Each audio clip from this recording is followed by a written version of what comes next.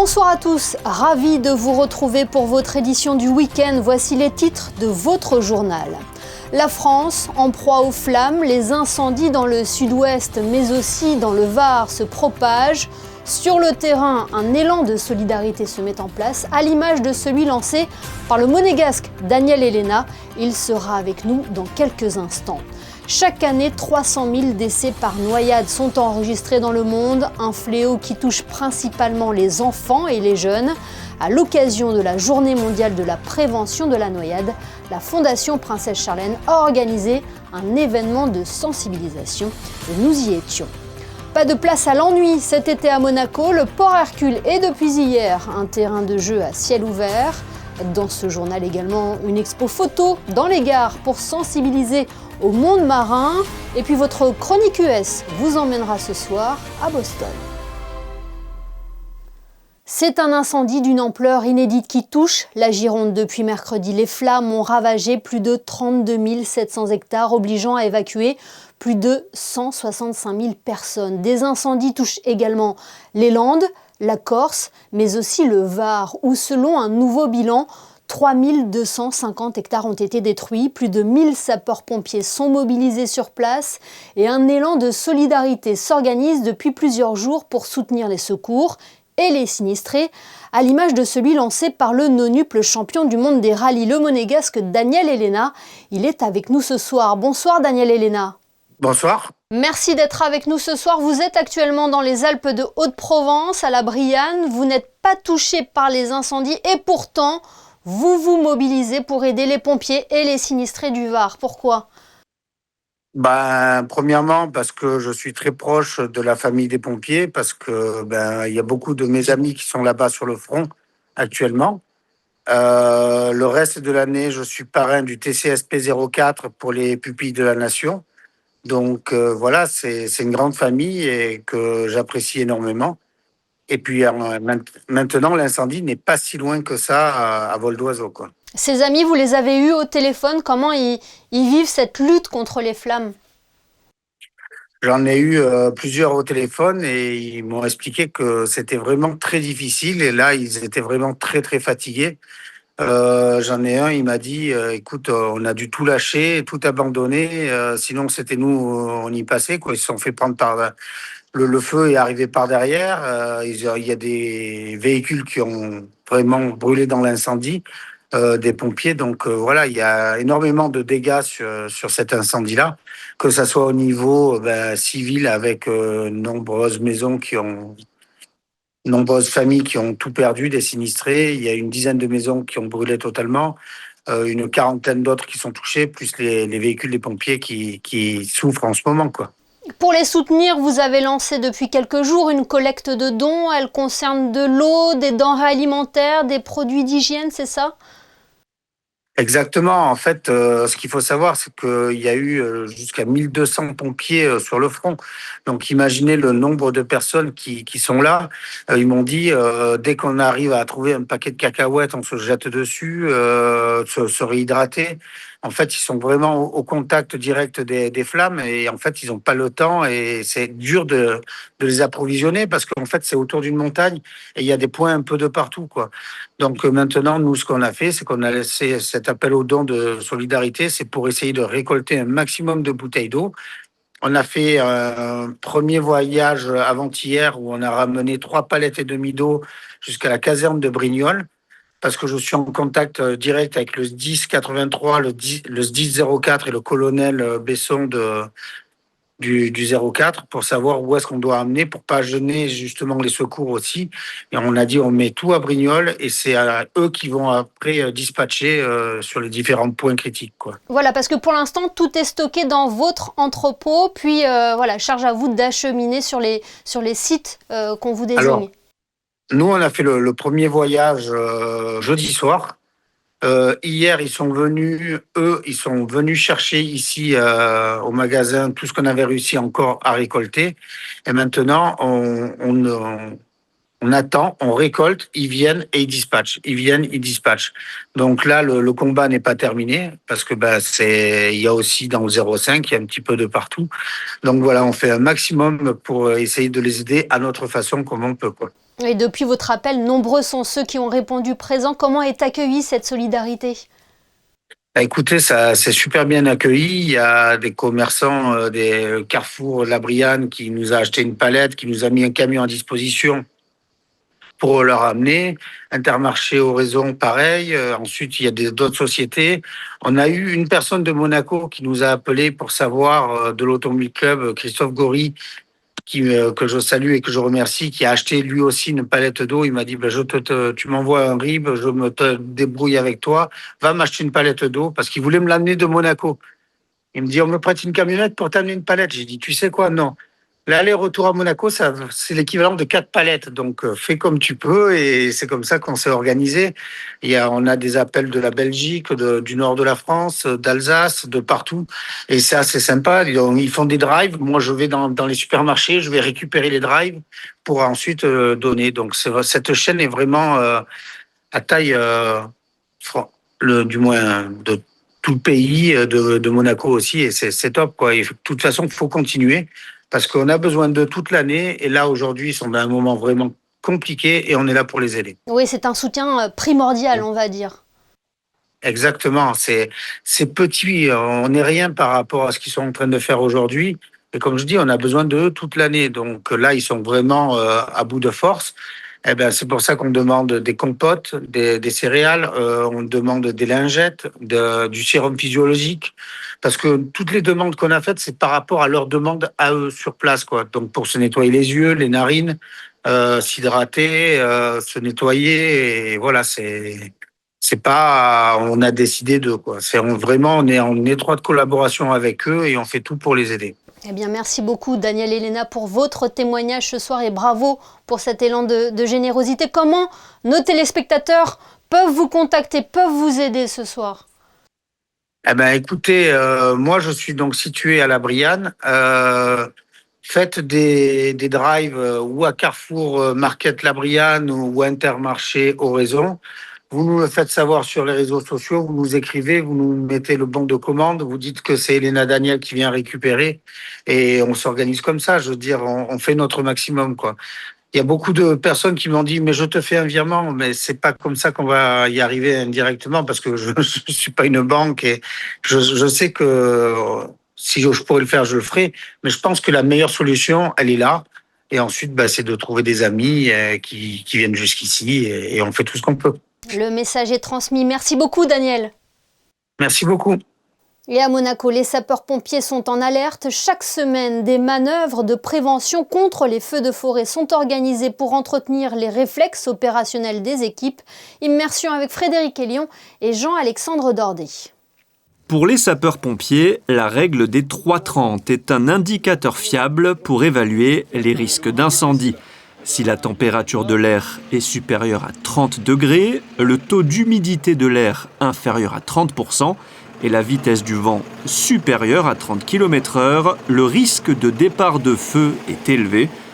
Pendant la période estivale, chaque mercredi, les sapeurs-pompiers de Monaco effectuent des manœuvres de prévention incendie. L'objectif du corps des sapeurs-pompiers de Monaco, c'est de s'entraîner régulièrement, notamment pendant cette période estivale bien chaude, sur l'engagement de feux de forêt, plus précisément sur notre secteur d'intervention feux de végétation et nos différentes manœuvres sur la défense de points sensibles tels que vous le voyez par exemple sur une maison avec nos engins, quoi.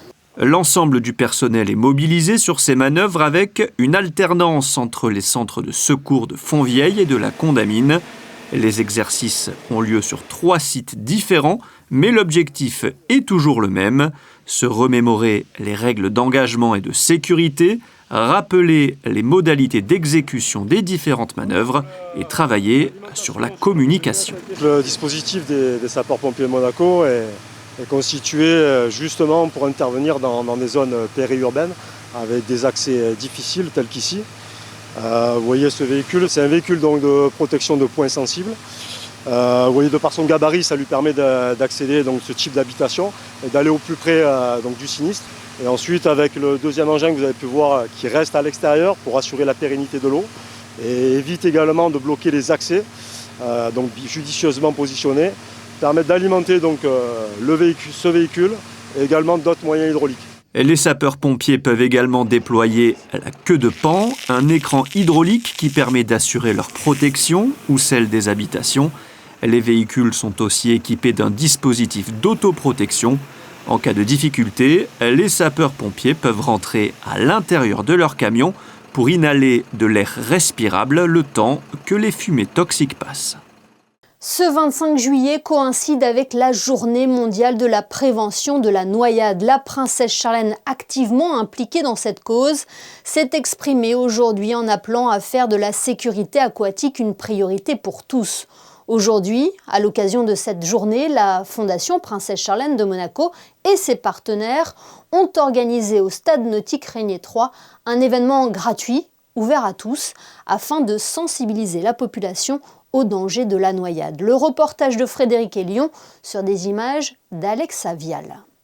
Selon l'OMS, l'Organisation mondiale de la santé, la noyade est l'une des premières causes de mortalité chez les jeunes et les enfants, avec près de 300 000 décès par an dans le monde. À l'occasion de la Journée mondiale de prévention de la noyade, ce samedi 25 juillet, la Fondation Princesse Charlène de Monaco organisait ce matin, en collaboration avec la mairie de Monaco, une journée de sensibilisation au Stade Nautique Régnier 3.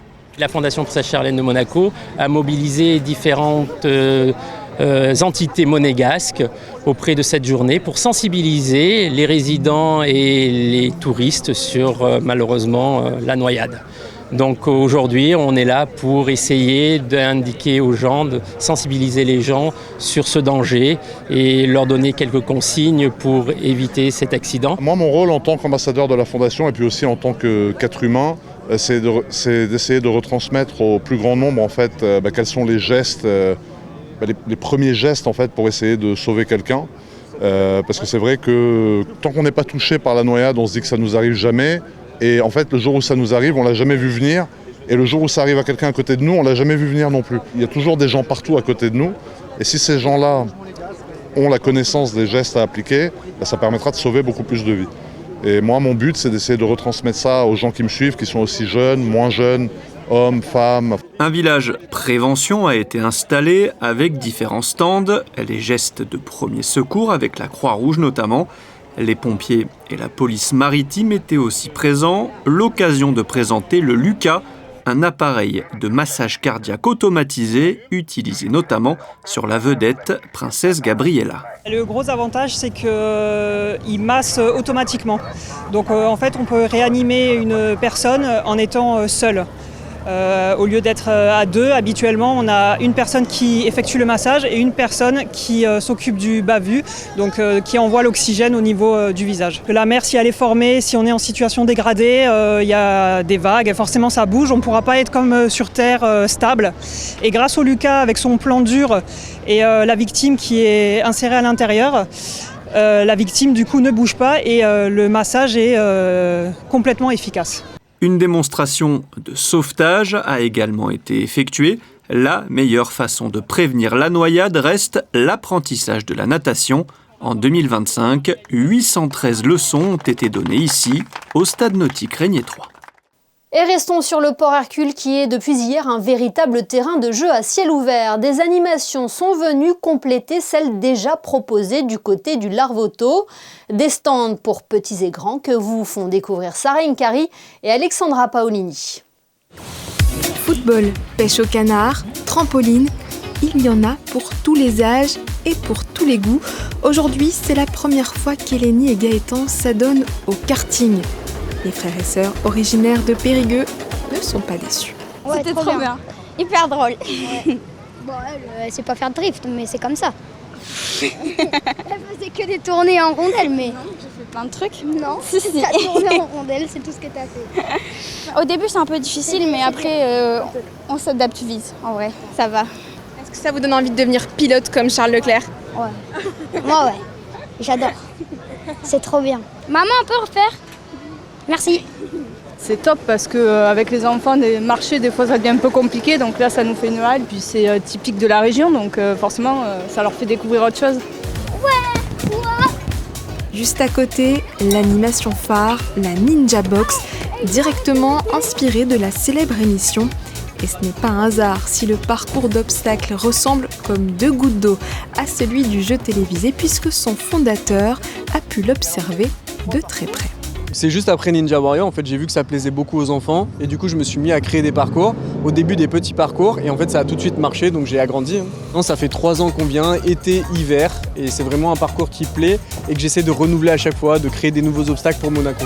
Des obstacles accessibles dès 3 ans, parfait pour Michel, venu occuper ses 2 petits-enfants. Quand il y a des activités comme ça, c'est bien, sinon on fait toujours les mêmes choses.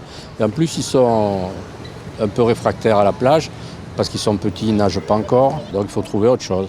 Et quand on s'amuse, le ventre creuse, la douce odeur de falafel nous guide tout droit vers cette enseigne qui installe pour la toute première fois sa cuisine à Monaco. Alors ici, on a la spécialité israélienne, tout ce qu'on a, en Israël on dit vite fait, bien fait, à la main.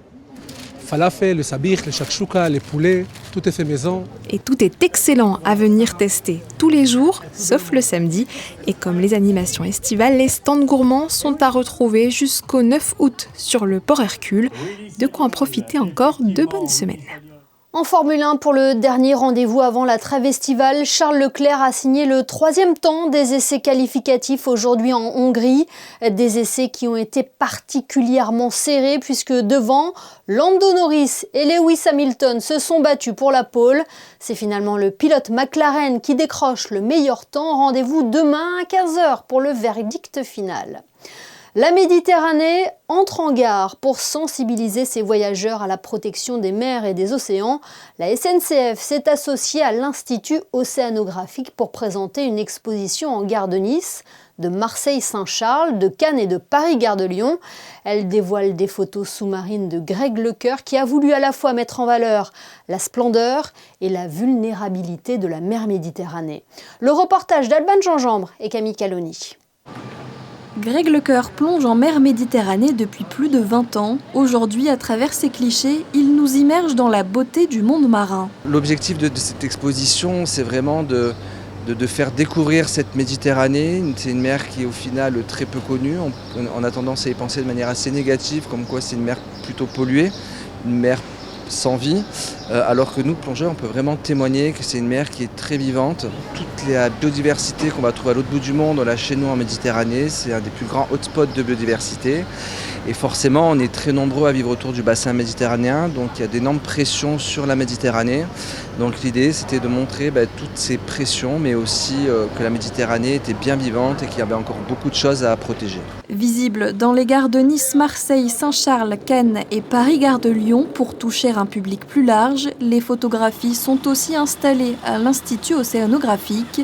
Méditerranée, un joyau fragile, c'est le titre de cette exposition qui invite à une réflexion sur la protection de notre environnement bleu. Ça nous permet de sensibiliser des millions de personnes. À la Méditerranée, on a cette image de carte postale aujourd'hui.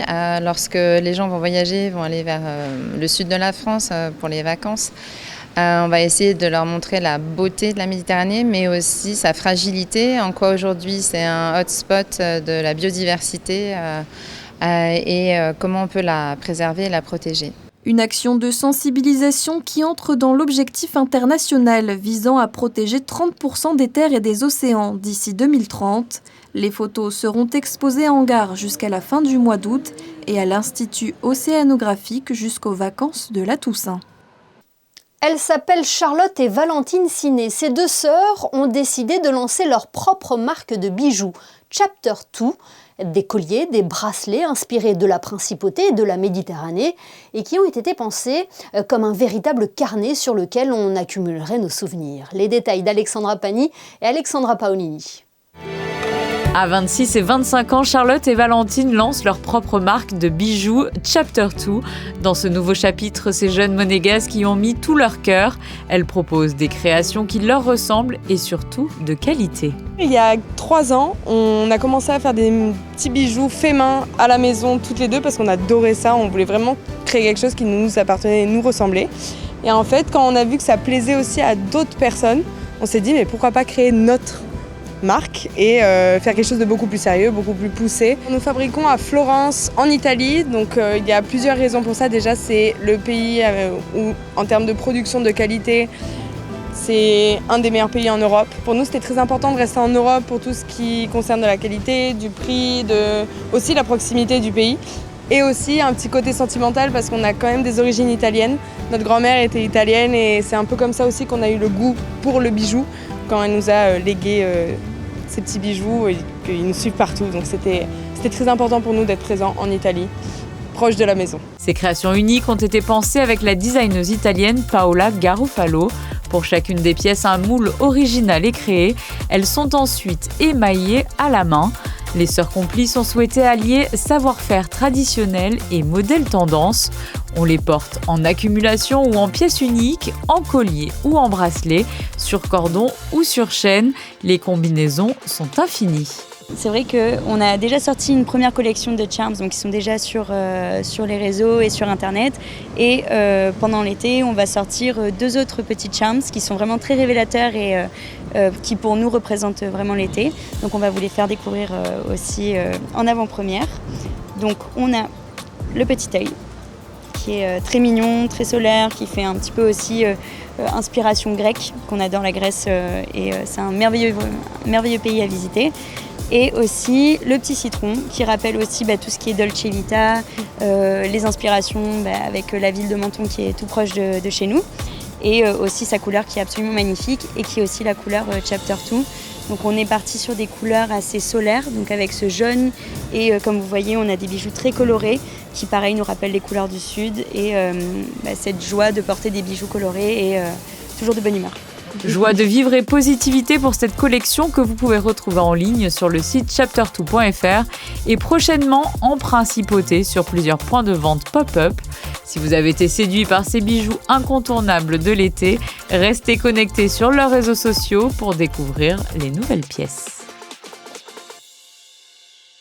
Peut-on tracer un parallèle entre le stade Louis II et le stade Fenway de Boston aux États-Unis? D'un côté le football, de l'autre le baseball, mais ces 2 enceintes partagent un combat commun, se réinventer sans cesse et rester compétitives malgré l'étroitesse de leur architecture et les contraintes du tissu urbain. Et de l'autre côté de l'Atlantique, la gestion de ce patrimoine historique a même nécessité une refonte totale du modèle économique et sportif du club. Le reportage chez les Red Sox de Boston, temple du baseball aux États-Unis, de Bastien Bourri. Anachronisme rouge brique inauguré il y a 114 ans, Fenway Park se heurte aux limites du cadastre, séparé des immeubles résidentiels voisins par une dizaine de mètres. Plus vieux stade de baseball du pays, ce lieu de vie a fait de son exiguïté une identité. Because it's so old and small, we have challenges in all kinds of respects. For instance, having enough space for what we need for our players and fans. Our players have these batting tunnels where they practice hitting, because hitting involves a very specific type of muscle memory. So you need a 60-foot long batting tunnel, and if we want to add one more tunnel here, we have to find space for it. We've thought about that. Do we excavate under the soil and add another batting tunnel, something like that? Car entre 1990 et 2010, 22 stades de baseball ont été démolis aux États-Unis pour des questions de rentabilité, dont ceux des Yankees de New York et des Tigers de Détroit. Alors qu'il était menacé du même épilogue, Fenway Park doit sa survie au rachat de l'équipe des Red Sox de Boston par le financier floridien John Henry en 2002. At that point, most people thought, time to tear down Fenway, it's too old, how can you compete and make enough money and have a comfortable place for fans? And the only bidding group to try to buy the Red Sox that really was interested in saving Fenway Park were those people, because they understood this is a really special place. There's so much history here, it's unique, it's intimate, and it was very fortunate for all of us, because if some other bidder had bought the Red Sox, we might be standing in a brand new but not as interesting space right now. Mais avec des sièges de 1912 en bois de chêne et un tableau d'affichage des scores toujours actionné à la main, cette enceinte demande en moyenne 15 millions de dollars de frais de maintenance par an. Et pour trouver cet argent après 86 ans sans aucun trophée remporté, les Red Sox ont adopté en 2002 une stratégie de recrutement basée sur les statistiques. Racontée dans le film Moneyball, elle vise à acheter des joueurs selon leur efficacité concrète et non pour leur réputation. Résultat, le club a depuis été sacré 4 fois champion. Today, every team has an army of people doing that. And of course, they're all using AI and lots of data and information. So it's harder and harder to get that special extra edge to get an insight, that a particular player is going to be good and no one else knows it. It means that we have to be smarter about it and look for even new ways to analyze data. Réduisant les joueurs à des statistiques jugées déshumanisantes, ce modèle se veut aussi plus égalitaire, car il offre la même chance à tous, sans distinction d'origine ou de statut social. Désormais appliquée dans le basket et le football, cette méthode permet de dégager des profits qui servent à financer des programmes caritatifs. It's the right thing to do, especially at a time when there are so many crucial needs in our world. And it's also good for just building the fan base and making people feel good about the team, even when we're not at the top of the standings. And for us, that primarily focuses on some of our top priorities. That includes healthcare, supporting the fight against cancer. We have a program that supports our veterans who have invisible wounds of war, PTSD and the like. Vecteur de cohésion sociale, le baseball est aussi le 3e sport le plus lucratif aux États-Unis, mais il peine à s'internationaliser. Avec des matchs de 3 heures pour seulement 20 minutes d'action réelle en moyenne, les instances tentent aujourd'hui d'en moderniser le jeu pour attirer le public européen. Ce journal est à présent terminé. Merci de votre fidélité à Monaco Info, y compris le week-end. À suivre les prévisions météo de Frédéric Elion. On se quitte avec les photos d'Edward Wright et la journée de sensibilisation au danger de la noyade organisée par la Fondation Princesse Charlène de Monaco. Passez une excellente soirée et à demain 18h30 pour une nouvelle édition sur Monaco Info.